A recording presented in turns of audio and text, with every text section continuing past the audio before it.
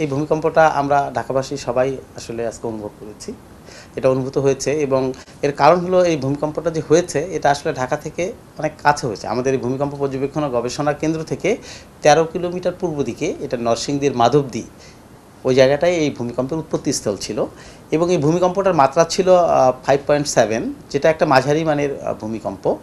এবং আসলে যে আজকে যে ভূমিকম্পটা হয়েছে আমাদের এই গত যে কয়েক দশকের মধ্যে আসলে এই ভূমিকম্পটার মাত্রা আজকে এটা আসলে বেশি ছিল এবং যার কারণে দেখা গিয়েছে যে আমরা আসলে সবাই আতঙ্কগ্রস্তও হয়েছি এবং আমরা আসলে কম বেশি ঢাকা সবাই আসলে আমরা বুঝতে পেরেছি আর কি।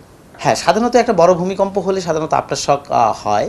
তো এখানে যে 5.7 মাত্রার ভূমিকম্পটা হয়েছে, আফটার শকটা হলো কি, এটা আসলে মানে 5.7-এর চেয়ে ছোটো মাত্রার ভূমিকম্প হয়েছে। এটা যদি এমন কোনো মাত্রায় হয় যে মাত্রাটা এতই শ্যালো, এত কম যে এটা আসলে দেখা যাচ্ছে যে আমরা অনুভব করছি না বা আমাদের সেন্সর পর্যন্ত আসেনি, তবে এখনও পর্যন্ত আমাদের সেন্সর রিড করে এই ধরনের কোনো আফটার শক আমরা পাই নাই। তবে আমি যদি আপনাকে পূর্বের একটা ইতিহাস থেকে বলি, তাহলে আমাদের এই রিজিয়নে সাধারণত যে ভূমিকম্পগুলো হয়, সাধারণত এর পরে যে আফটার শকগুলো হয়, আমরা সাধারণত কখনো আসলে যে কাছাকাছি একটা মাত্রার একটা আফটার শক, যে এটা হয়তো 5.7 হয়েছে, একটা 5 মাত্রার আফটার শক, এই ধরনের আসলে মানে এই রিজিয়নে আমাদের একটু আসলে আমরা তুলনামূলকভাবে কম পেয়েছি আর কি। ভৌগোলিকভাবে আপনি যেটা বলছেন সেটা যদি আমি বলি, বাংলাদেশ এমনি আমরা ভূমিকম্প প্রবণ এরিয়ার মধ্যে আছি, কারণ আমাদের বাংলাদেশের অবস্থানটা আমরা আছি ইন্ডিয়ান প্লেটে এবং এই ইন্ডিয়ান প্লেটটা আপনার মুভ করতেছে নর্থ ইস্টে এবং আমাদের যে বাংলাদেশের নর্থ রিজিয়ন যেটা আমরা বলি মানে সিলেটের নর্থে, আমাদের ঠিক তার উপরে আছে আমাদের ইউরেশিয়ান প্লেট। ইউরেশিয়ান প্লেটটা মুভ করতেছে সাউথে। এই যে দুইটা প্লেট, এই দুইটা প্লেট কি হচ্ছে, এই দুইটা প্লেট একটা প্লেট আরেকটা প্লেটের ভিতরে আসলে ঢুকে যাচ্ছে, কলয়েড হয়েছে, হ্যাঁ, সাবডাক্ট হয়েছে।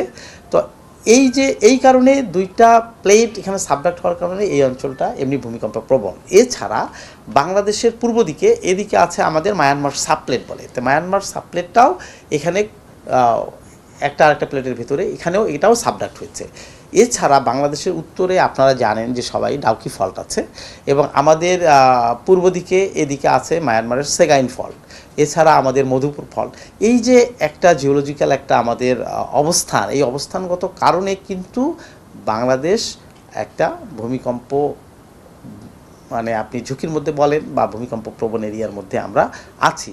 এবং হিস্ট্রিক্যালিও যেটা আমরা দেখেছি যে বিভিন্ন সময় বাংলাদেশ এবং বাংলাদেশের চারপাশে বড় বড় মাত্রার ভূমিকম্প হয়েছে এবং এই ভূমিকম্পগুলো একটা দীর্ঘ সময় ধরে কিন্তু আমাদের বড় ভূমিকম্প আসলে রিজিয়নে নেই।